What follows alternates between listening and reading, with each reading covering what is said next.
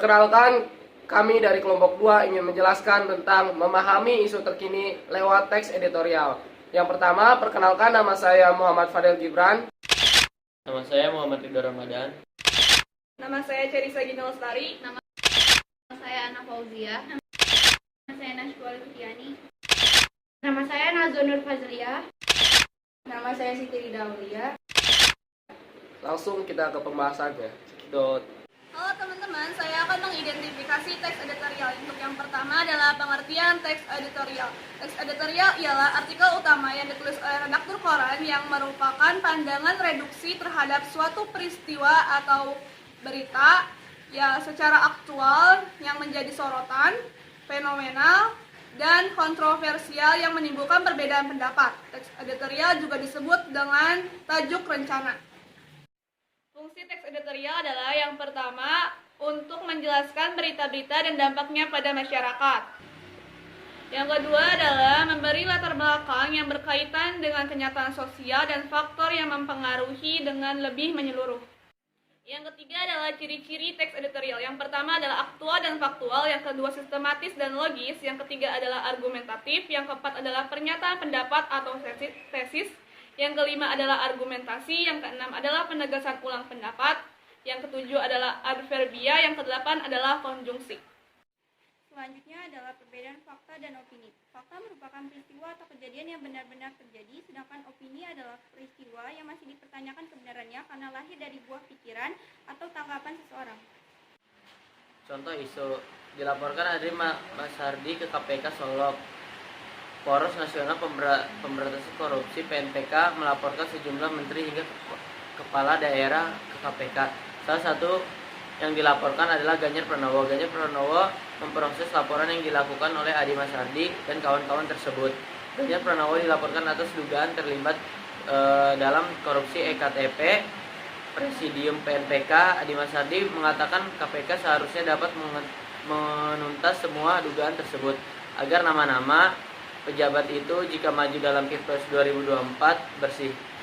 Atas laporan yang dilakukan Adi CS tersebut, Ganjar Pranowo yang kini menjabat Gubernur Jawa Tengah, Ganjar terkesan enggan menanggapi terkaitan laporan PNPK ke KPK tersebut.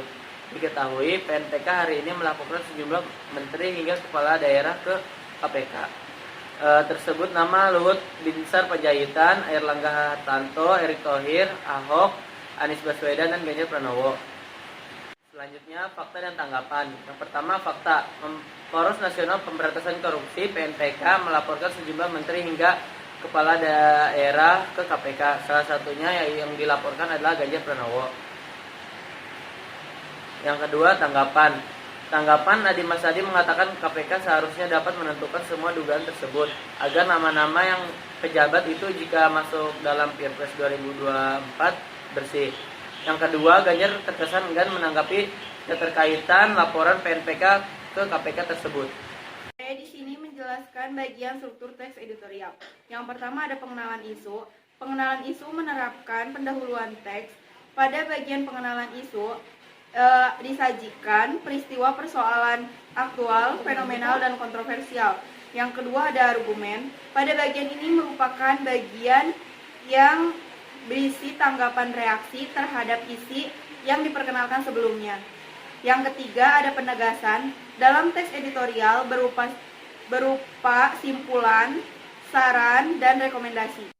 Selanjutnya kaidah kebahasaan. Yang pertama, kalimat utama adalah kalimat yang mewakili gagasan utama dalam suatu teks. Yang kedua, adverbia merupakan kata keterangan yang ada dalam teks editorial. Yang ketiga, konjungsi merupakan kata penghubung. Yang keempat, menggunakan kata kerja material, relasional, dan mental. Halo teman-teman, selanjutnya ada menyusun saran terhadap isu aktual. Saran pada dasarnya merupakan salah satu bentuk penegasan terhadap tesis dan argumen. Dalam menyampaikan saran, harus mempertimbangkan kepentingan si penerima saran, posisi pemberi dan penerima saran, terkait isu yang dibahas, serta dampak atau efek saran tersebut dilakukan. Saran yang baik setidaknya memenuhi 2 syarat, yaitu 1. Benar-benar bisa menjadi solusi bagi si penerima saran untuk memecahkan masalah. Yang kedua, praktik dapat dilakukan.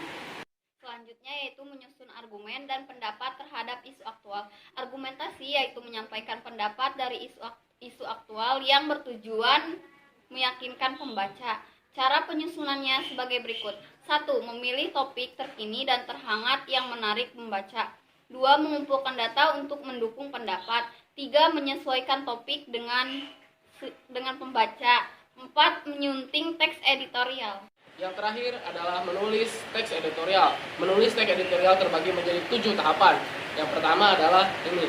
Bacalah 2-3 kali teks editorial dari sumber massa yang berbeda. Selanjutnya, yang kedua adalah datalah isu-isu umum dan rumuskan menjadi pernyataan umum. Selanjutnya, yang ketiga adalah telusuri data-data pendukung atas pernyataan yang telah kamu buat. Yang keempat adalah buatlah perincian data tersebut dan analisislah untuk menjadi sebuah argumen.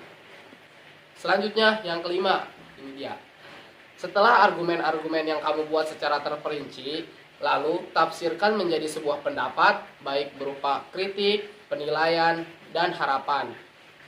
Selanjutnya, yang keenam, itu ini. Buatlah saran atau rekomendasi untuk memberikan solusi atas isu-isu yang telah berkembang. Yang terakhir adalah yang ketujuh, yaitu ini. Kemaslah hasilnya dalam suatu tulisan teks editorial yang masing-masing tulisannya berisi 8-10 paragraf yang masing-masing paragrafnya terdiri dari 2-3 kata. Mungkin cukup sekian dari kelompok kami, kurang lebihnya mohon maaf. Wassalamualaikum warahmatullahi wabarakatuh.